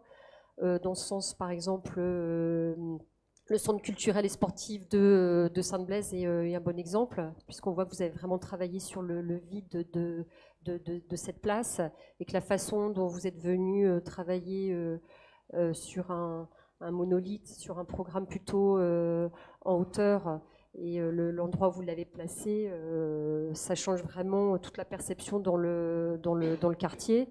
Et là, pareil, donc il y a aussi un travail qui me semble essentiel sur le vide avec le projet Dolmen Colonne, et ça me renvoyait donc à l'œuvre de Rachel Whitehead qui en justifiant l'absence par une présence va dévoiler la solidification du vide, et donc va permettre de regarder les choses autrement. C'est-à-dire que, par exemple, dans le travail de Rachel Whitehead, elle rend visible un espace, un volume oublié. Donc elle libère le spectateur de l'aveuglement de la vision traditionnelle. Pour moi, ça me semble transposable dans votre architecture. Donc cette question du vide, est-ce que je me trompe en ayant cette lecture-là de votre travail? Dans mon cas, absolument. Ouais. D'accord. Alors peut-être pas pour Dolmen Colonne, peut-être pour Stéphane Hessel. Non, mais ce qui m'intéresse, c'est pas le. En fait, ce qui m'intéresse, c'est de relier le plein et le vide. C'est ni le plein ni le vide, mais c'est la liaison entre les deux. Après, il y a des projets évidemment qui sont qui sont des meilleurs élèves pour démontrer ça, comme je pense Stéphane Hessel, c'est vraiment ce sujet-là qui est abordé. Donc il y a un vide contrôlé au centre, il y a un plein en périmètre qui fait la transition avec le vide urbain, enfin la ville on va dire, mais c'est toute cette question du rapport entre intérieur et extérieur qui m'intéresse. Et je pense que c'est le cas, en fait je pense que c'est le cas pour la plupart des architectes. Comment est-ce qu'on fait des bâtiments qui soient actifs, et donc en gros qui s'engagent dans le vide. Ouais, je partage complètement le point de vue. Je pense que quand je vois cette image, je reviens un peu en fait en arrière sur la discussion et juste sur cette question en fait performantielle en fait qui est sans doute plus, enfin en tout cas pour nous, peut-être plus importante que cette question en fait du vide, du plein, qui est voilà, c'est ce avec lequel sans doute on travaille quotidiennement, mais je pense que ce qui est aussi important en fait dans des approches distinctes sous certains aspects, je pense qu'il y a toujours cette volonté en fait de travailler sur cette notion en fait performantielle en fait, quelle qu'elle soit en fait, qu'elle soit constructive, qu'elle soit typologique, qu'elle soit performantielle, et c'est comment on arrive effectivement à chaque fois dans des situations encore une fois je pense différentes, liées au contexte ou liées à des questions économiques, à des questions de maîtrise d'ouvrage et autres, mais comment on arrive en fait à chaque projet en fait à tirer toujours vers le haut, et comment dans un contexte donné on arrive à déployer en fait à la fois des moyens typologiques et techniques pour voilà, aller le plus loin possible, quels que soient les moyens. Donc, et j'aime assez bien en fait cette confrontation assez directe entre cette image-là et le poteau-poutre que tu montrais précédemment. C'est-à-dire que il y a une chose que je trouve plutôt assez intéressante en fait dans cette question performantielle en fait, pas performantielle au sens artistique, mais davantage par rapport à nos pratiques aussi, parce que voilà, il y a l'exercice n'est pas forcément aisé, mais c'est comment on arrive à tenir ses objectifs quand tu gagnes un concours, et comment ensuite tu vas déployer en fait des moyens pour pouvoir atteindre les ambitions qu'on peut fixer en fait à chaque projet.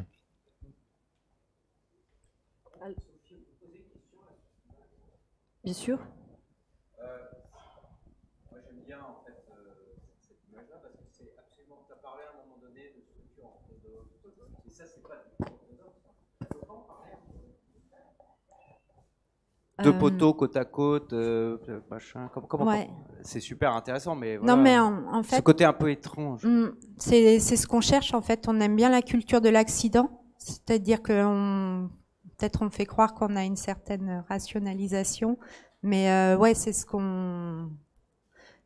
Quoi, je sais pas si on pourrait en parler justement. C'est ce qu'on cherche. Nous, on s'est rendu compte que des fois on dessinait trop et que finalement sur le chantier, ce qu'on trouvait, ce qu'on avait trop dessiné, c'est peut-être ce qui nous passionnait le moins, et qu'on découvrait des choses qui nous avaient échappé et qu'on trouvait assez belles. Ça vous a pas échappé? Non, ça non. Alors pourquoi vous faites ça? Mais c'est possible. Hein. Mais tout C'est s'explique possible pas. que un truc comme ça se passe. Je veux dire. Ça, c'est vrai. Enfin, Voilà, c'est un proto. allez en Chine et vous verrez. Après. Chez eux, c'est voulu ça. Oui, non, bien sûr. Non, mais nous, tu avais parlé d'un titre de conférence, mais c'est un peu ça, c'est qu'il y a des choses, on nous demande toujours de tout justifier. Et pour nous, en architecture, il y a des choses qu'on doit justifier et il y a d'autres choses qui doivent pas être justifiées, qui sont là. En fait, ça dépend justifier à qui. Voilà. C'est-à-dire qu'on va justifier les trucs tout à fait différemment, dépendamment de l'interlocuteur. Mais là, est-ce que vraiment, structurellement, c'est utile ça? Ou ça sert à quelque chose ou non? Juste non. pour savoir. Non, il n'y a pas de raisonnement. Il y a un doublon On structurel. pourrait avoir la même discussion sur la structure de Saint-Blaise. Je pense qu'il y a un jeu et il y a un vrai intérêt, je pense, sur ces questions de collage, de bricolage. Vous avez les budgets pour faire des jeux comme ça, vous? Waouh! Peut-être qu'il faudrait que je revienne en France. Non, on n'a pas les budgets, mais on sait juste manipuler les choses. Mais du coup, est-ce que c'est critique? Est-ce que du coup, c'est critiquer un peu cette rationalité un peu simpliste, tout ça, machin, l'architecture des années 50, le chemin de grue? Est-ce qu'il y a cette idée même presque humoristique chez vous ou pas du tout? Ou c'est très sérieux? Non, mais je pense on prend les choses assez légèrement. Il y a du légèrement. troisième degré quand même là. Bon, là, c'était un proto. Hein. Du coup, on a rassemblé. Non, mais le poteau, etc. Mais non, je pense que il y a quoi. C'est ce que je dis. Il y a un côté assez léger. Quoi, on s'inscrit pas dans une. À la fois, je dis, on est dans une continuité parce que le poteau-poutre, il s'est déjà fait, mais je pense qu'on s'inscrit pas dans une continuité culturelle en fait, avec des dogmes et une continuité environnementale. Ça dépend de ce qu'on entend par environnemental. Je sais pas, utiliser plus de matière, c'est problématique. Oui, ouais. Mais on en enlève ailleurs. Donc ça s'équilibre. Bonne réponse. Non, mais je pense que la question, elle est d'utiliser tous les leviers, en tout cas toutes les composantes en fait, vraiment comme un jeu. En fait, je pense qu'on est tous à expérimenter des choses, à voir ce qu'elles donnent. Et c'est vrai que cette question d'accident, c'est-à-dire comment est-ce qu'on contrôle l'accident, est-ce qu'on provoque l'accident, est-ce qu'on subit l'accident, il est tout à coup en fait une opportunité, en tout cas pour toujours déjouer en fait l'application en fait d'un système qui soit lié à une question réglementaire, normative. Voilà, donc c'est dans ce que produit, je pense que c'est ce qui nous intéresse. Hein. Donc après, on le contrôle pas forcément dans sa complétude, mais c'est de tout à coup changer une chose, mais de façon donc personne ne le verra peut-être, mais c'est ce qui peut-être, ouais, voilà, ouais, non, mais c'est, enfin, voilà. Donc c'est simplement en fait, quand Stéphanie dit légèrement, c'est assez important, c'est-à-dire aussi d'assumer, je pense, un champ de prise de décision qui est complètement irrationnel. Mais ce qui impose d'une façon ou d'une autre de toujours trouver l'assumer complètement. Pour moi ce qui est intéressant aussi, enfin dans la discussion que tu t'engages, c'est-à-dire qu'on nous demande effectivement de toujours expliquer et pourquoi. Et ce qu'on a bien aimé aussi au travers juste cette idée de faire une installation, c'est de ne pas forcément s'inscrire en fait dans poser une grande question architecturale qui rejoint en fait aussi cette question théorique que tu introduisais tout à l'heure. Je pense que c'est aussi simplement en fait d'expérimenter un certain nombre de choses et de les faire assez spontanément, parce qu'on ne sait pas forcément, parce qu'il n'y a pas forcément de raison de faire une chose plutôt qu'une autre. Donc après, c'est des choix assez libres. Je trouve qu'en 2018, il y a pas mal de raisons pour faire des choses. assez clairement. Mais justement, il y en a trop. En fait, ce qu'on essaie de faire, en fait, c'est aussi de satisfaire un certain nombre de. Ouais, mais est-ce que ça veut dire que parce qu'il y en a tellement, il faut pas s'en occuper? C'est pas ce qu'on dit, en fait. Mais non. Ou alors je l'ai dit, je m'en suis pas rendu compte, mais. Bah, tu l'as un peu dit, en fait. Pas mal, même. Ouais. Non, mais assumer d'être irrationnel, c'est. Je pense que quand tu vois les bâtiments, je pense pas qu'ils soient complètement irrationnels. Ils ont. Ah mais j'utilise ce que t'as dit. Hein. Non, mais je parle juste de prise de décision. En fait, je parle pas du résultat, en fait, ou en tout cas de ce qui serait en tout cas les guides, en fait. Donc quand tu vois les plans, ils sont plutôt assez simples, assez sommaires. Il y a la lecture, en fait, en tout cas d'un dispositif. Constructif assez clair, une structure, une façade, des cloisonnements, des partitions. Voilà, on joue avec, on a les mêmes jouets en fait. J'ai envie de dire. Après, c'est la façon dont on utilise et dont on les compose en fait. C'est comment on combine. C'est ce qu'on essaie d'appeler cette combinaison en fait des différences, c'est-à-dire comment on assemble les choses. C'est ça qui nous intéresse aujourd'hui. Donc effectivement, la façon dont le poteau vient s'accrocher avec la poutre, voilà, il y a une forme de grande rationalité simplement structurelle, de descente de charge, de choses comme ça. Mais après, ce qui nous intéresse, c'est finalement mettons le poteau en extrémité de la poutre. Voilà, et ça, c'est des décisions qui sont complètement qui ne sont pas, j'ai envie de dire, voilà, qui sont juste des choix en fait, qui sont juste une décision, qui sont notre décision et qui dit on pense que c'est mieux comme ça. Mais il n'y a pas forcément effectivement un raisonnement d'ingénierie en fait qui dirait oui mais si on la met là on va gagner on va optimiser. Parfois c'est le cas, parfois c'est pas du tout le cas. Donc c'est. Non mais. Non mais là c'est un proto quoi, c'est excuse-moi, c'est comment tu parles d'un proto? Ouais, mais c'est bien, la discussion est intéressante, donc faut pas faire tomber il y a quand même dans Pelleport, hein, si oui, je me souviens non, bien, mais voilà, sur... hein, il y a comme des photos. Alors sur Pelleport, voilà, on a ça. On a ça dans Pelleport. Ouais. Mais vous avez vraiment trop d'argent en fait, c'est ça? Vous pouvez même faire des protos échelle 1-1 avec façade sur le côté, tout ça, c'est cool. Non, mais pour moi, c'est où on met l'argent, quoi. Oui, mais ça, c'est pour tout le monde. Mais apparemment, on n'a pas la même idée d'où il faut la mettre. Mais comme des gens qui arrivent à économiser. Si tu veux, mais je pense que c'est pas la question de comment on dépense l'argent. Je pense que c'est pas un sujet en fait. C'est mais à la fin on dépense. C'est un budget et t'as un coût d'objectif et tu fais rentrer. Tu dois respecter ce coût d'objectif coûte que coûte. Dans tous les projets qu'on fait, a priori on les respecte. Donc après la décision qui est de réaliser un prototype, c'est que simplement en fait dans la gestion économique en fait des appels d'offres, on arrive simplement à ménager un poste pour le prototype. Donc jusque-là. C'est smart. Non.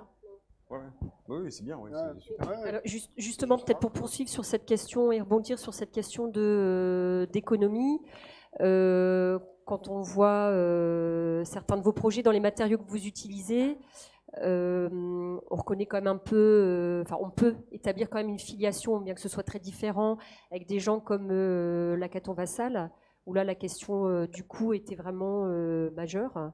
Donc vraiment construire avec des éléments très standards et très industriels pour économiser, proposer des espaces plus grands. Est-ce que vous, dans ce que vous proposez, donc c'est quand même beaucoup de bâtiments, de matériaux bruts, la structure qui n'est pas cachée sous comment dire, qui n'est pas maquillée. Est-ce que tout ça, comment dire, c'est lié justement à cette question des coûts? Et alors toujours en comment dire, parce que j'aimerais bien que vous vous positionnez sur cette question des coûts conjointement. Toi, ouais, non, bah, si. Alors je vais formuler mieux ma question. Je m'égare. Est-ce que le choix de vos matériaux et le fait d'utiliser des matériaux enfin, de laisser la structure apparente et en béton apparent, est-ce que ça procède d'une question des coûts ou pas? Tous les archis au monde adorent le béton apparent. Mais dans notre cas, la question du béton, elle est un non-choix. C'est-à-dire que on est dans un mode de production, en tout cas en France, qui donc c'est sans doute les lobbies, hein, mais nous on décide pas, enfin à un moment ou à un autre on décide, mais la plupart du temps en fait le béton s'impose au projet. Nous on est peut-être je sais pas si on a une culture plus béton, plus acier, et d'ailleurs c'est sans doute pas un projet, mais on a évidemment tous des problèmes économiques à solder et à résoudre, et que c'est un levier évidemment pour fabriquer les projets. Donc c'est ça qui est intéressant dans l'économie des projets. Au-delà de ça, sans doute un peu moins, mais on a les mêmes problématiques sans doute que les tiennes. Enfin, je pense qu'on a tous un coup d'objectif à respecter, et c'est comment on se raconte une histoire aussi économique. Je pense que c'est ça qui est évidemment intéressant, et qui nous a aussi influencé au travers le travail. Au-delà des projets, il y a les projets évidemment en premier lieu de l'hackathon Vassal, mais aussi cette question en fait de stratégie. Je pense que c'est un projet, c'est des stratégies qui se déploient, qui combinent en fait différents champs, et c'est comment on articule cet ensemble-ci, et comment on essaie de donner du sens au développement des projets. Et toi, donc Julien, la question de l'économie, tu l'as englobée avec la question de l'écologie, en inventant notamment le terme écolomie. Est-ce que tu peux expliquer un petit peu ce que tu entends par là? Je pense qu'il y a un potentiel dans le travail sur l'environnement qui a des répercussions aussi financières. Et par exemple, simplement pour dire, c'est peut-être la question de la double colonne. Moi, je pars du principe que, enfin, c'est pas moi qui pars du principe, c'est ce que c'est qu'au plus on utilise de ressources, au plus ça coûte, et donc souvent au plus ça coûte, au plus on utilise de ressources. Donc, enfin, je pense que dans nos projets, comme on n'a jamais vraiment de budget confortable, on a toujours travaillé aux alentours de 1 000 € du mètre carré. On a un peu pris l'habitude de travailler de manière hyper rationnelle sur tout ce qui est coût structurel, sur comment est-ce qu'on peut utiliser le coût structurel pour créer quelque chose qui soit architectural, alors que normalement c'est quelque chose qu'on ferait peut-être avec du parement ou avec, évidemment nous on s'en fout un peu de la question de parement ou de la finition, on va dire, plastique du bâtiment. Ce qui nous intéresserait évidemment, ce serait de faire des bâtiments qui soient majoritairement ce qu'ils sont structurellement, architecturalement aussi. Mais donc il y a une corrélation qui est pas vraiment une décision de ma part, c'est une réalité. C'est juste que nous on a été amenés depuis très tôt à bosser vraiment sur cette question-là. Et puis donc beaucoup de nos projets sont liés à ça, quoi. Alors donc cette question de la structure aussi, elle est corroborée avec la question du plan. Donc, parmi les thématiques, donc, il y a celle du plan comme milieu pour laisser libres les usages. La question des usages, elle est prégnante chez toi, notamment aussi parce que tu as eu une pratique du skate étant enfant. Donc, c'est vraiment une appropriation de la ville. Et donc ça, cette question des usages et de l'appropriation, elle est également un élément majeur dans votre travail, décliné sous toutes ses formes, qui prend comment dire, un vocabulaire divers. Donc vous parlez de malléabilité, adaptabilité, réversibilité, évolutivité. Est-ce que ça a des liens avec l'instabilité programmatique que prenait Colas par exemple? Est-ce que ça a quelque chose à voir avec l'obsolescence programmée des bâtiments? Voilà. Est-ce que vous pourriez revenir un peu à cette question des usages et de l'appropriation? Dans Sainte-Blaise, elle était vraiment majeure. La mairie le dôme de Caen, donc on voit non, en fait, façon dont... sur la question des usages, pour nous, c'est pas tant la question des usages que la façon dont on réinterroge le programme. Par exemple, Sainte-Blaise, pour le coup, c'était un équipement culturel et sportif avec, au moment du concours, des fiches programmes hyper détaillées. Et pour nous, l'intérêt à chaque fois, c'est comment on réinterroge le programme. Et à partir, comment on le manipule et qu'est-ce qu'on en fait, en fait. Plus que toujours cette question des possibles.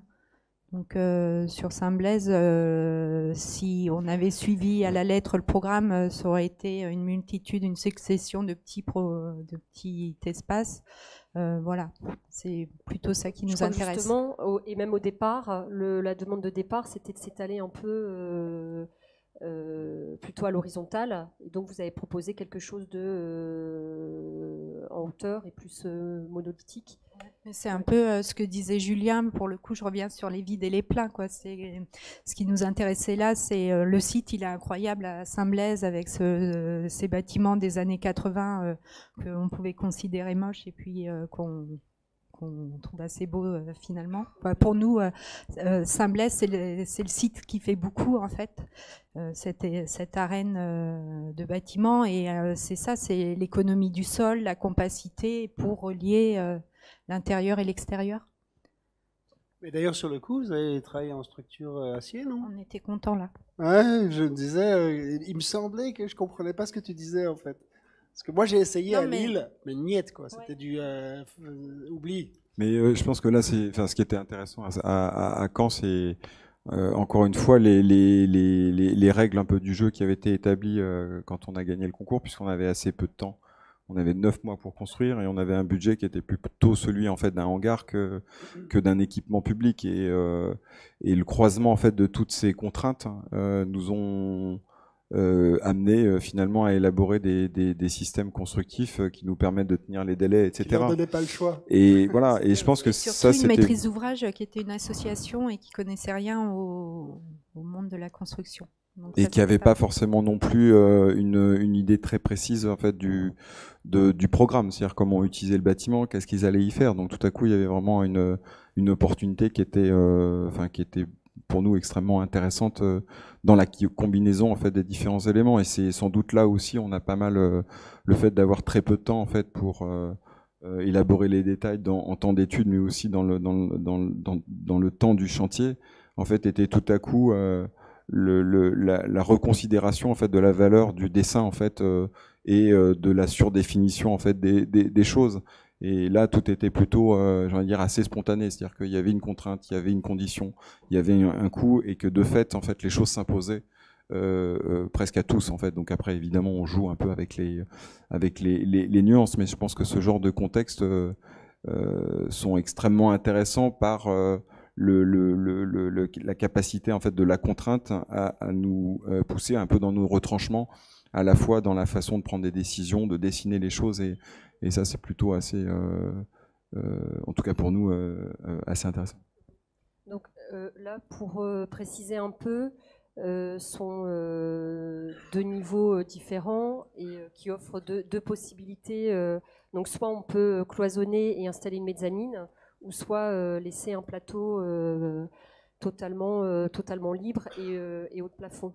Et donc finalement, à l'usage, la façon dont ils investissent le lieu, il s'avère que tu parlais de performance tout à l'heure, donc finalement, votre proposition, elle s'avère vraiment probante. Puisque tu me dis, il y a des danseurs qui sont venus, etc. Ouais, non, ça marche. Après, pour moi, c'est quoi, le maître d'ouvrage là, ils sont aussi. Je pense que c'est un bâtiment. Qu'est-ce qu'on en fait? Et eux, ils sont hyper moteurs, ils sont à fond. Ils étaient dans 200 mètres carrés à 5, ils se retrouvent dans 2000 mètres carrés à 5, dans un bâtiment qui est presque un équipement public, mais ils ont une énergie de dingue. Et je pense que c'est aussi après. Qu'est-ce qu'on fait à 5 étages? À 5 étages. Non, mais c'est ça, c'est qu'est-ce qu'on fait une fois qu'on a un bâtiment, comment on l'occupe. Il y a des photos, là, je sais pas si elles sont là, mais nous, on n'a pas du tout controlé l'aménagement, le mobilier, et justement, c'est assez marrant parce que après, ils ont posé leur canapé qui était complètement paumé. C'est ça qui est beau dans ce bâtiment, c'est que il est aménagé. Peut-être on ne l'aurait pas fait, mais on trouve ça très bien. Et pour moi, c'est après l'occupant, qu'est-ce qu'il va faire de ce volume. Oui, bien sûr.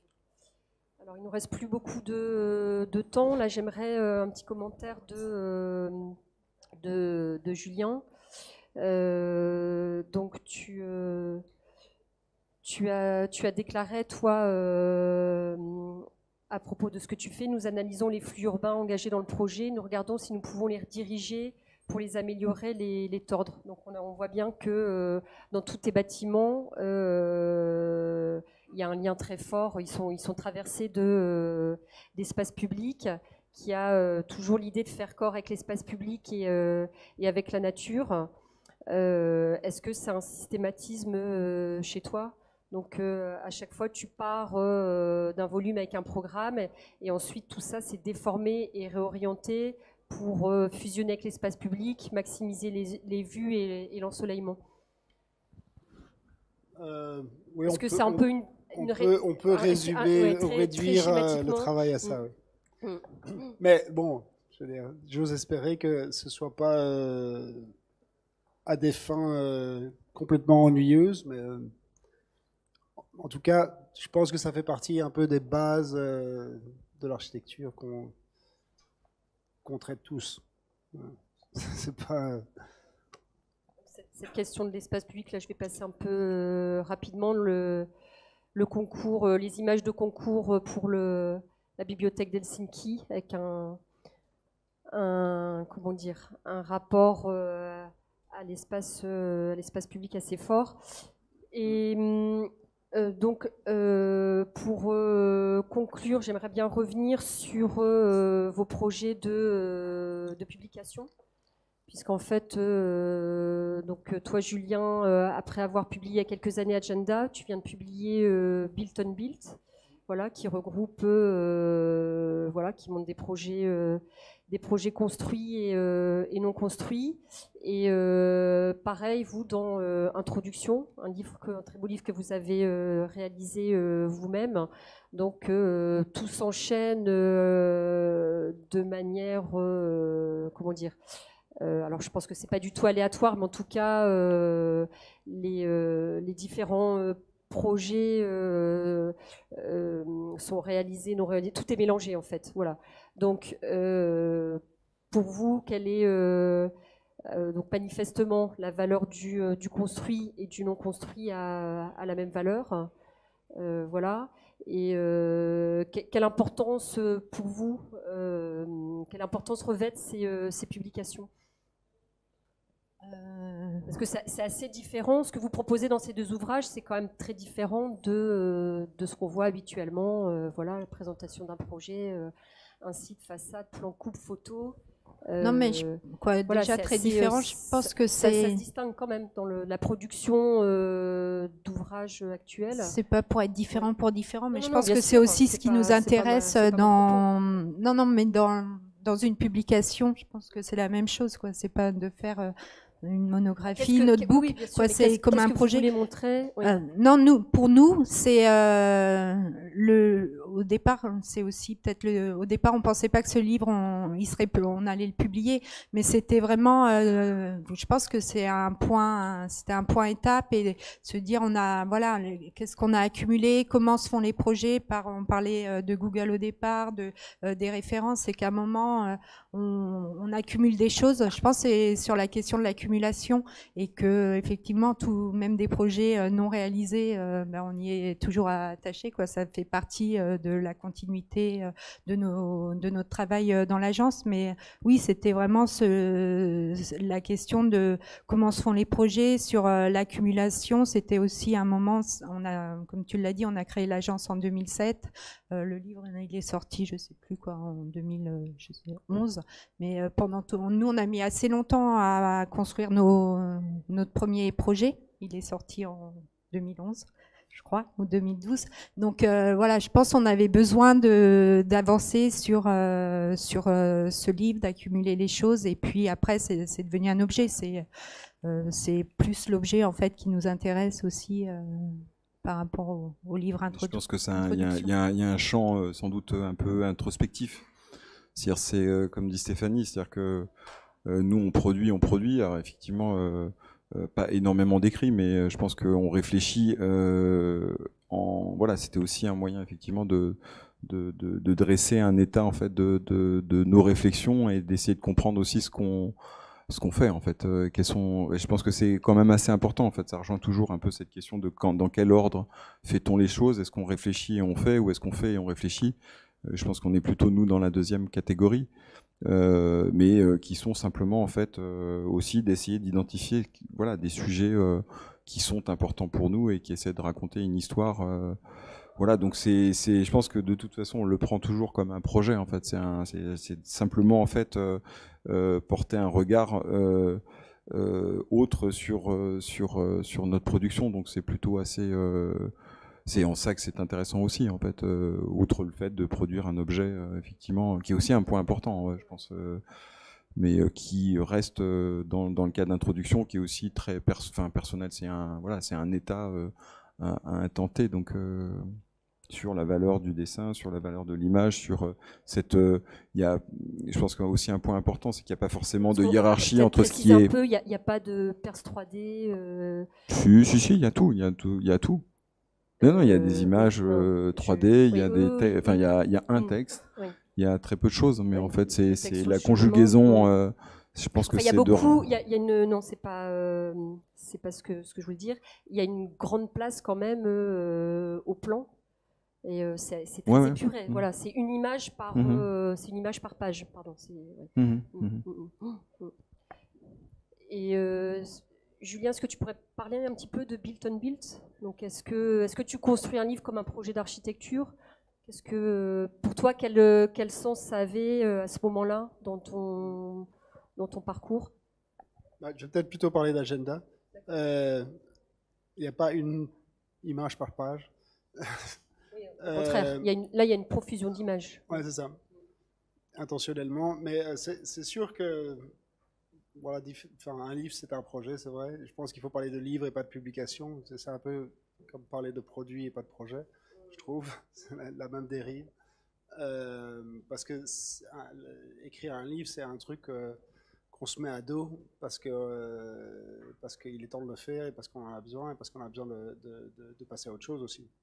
Il y a un côté un peu thérapeutique de l'écriture d'un livre. Agenda, tu as bossé combien de temps dessus? Ça a mis combien de temps? 1 an. 1 an.